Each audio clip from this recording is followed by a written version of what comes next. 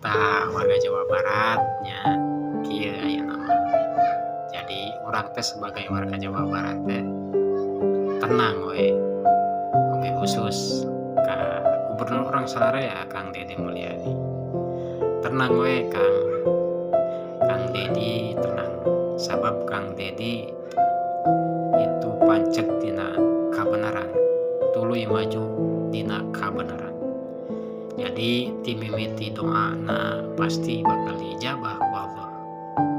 Sabab pancet dina kabenaran, maju dina kabenaran. Kaduana prak-prakanana itu bakal dilancarkan ku Allah. Tuluy katiluna naon marabahayana pasti bakal dijaga ku Allah, bakal diraksa ku Allah, sabab pancet teh dina kabenaran. Tah kitunya warga Jawa Barat jadi tenang we. Tuluy deui beda jeung anu sok nyinyir, beda jeung sok anu mahina, anu ngahujat. Itu beda, timimiti doana moal diijabah. Tuluy deui prak-prakanana aya we kitu. Marabahayana ning puguh nih kitu tah. Sabab naon?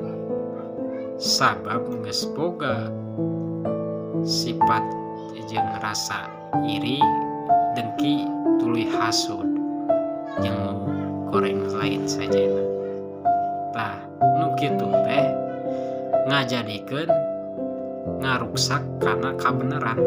Tah warga Jawa Baratnya jadi perkara anu bener diruksak berarti eta teh jalma anu kitu. Tah matak urang mah tenang we, pogoh Kang Deddy mah tenang we gitu lah.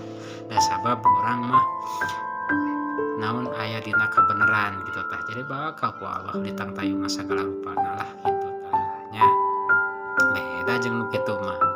Nya anu ngaruksak kana kabenaran mah itu jalur setan. Moal mungkin ayeuna setan ngelehkeun Allah nya. Pasti tangtosna Allah sagala rupana, nyepeng sagala rupana nya Gusti Allah. Tah nyatana kabenaran mah nyatana aya di Gusti Allah, sanes di setan. Tah kitu mah pana jalur setan.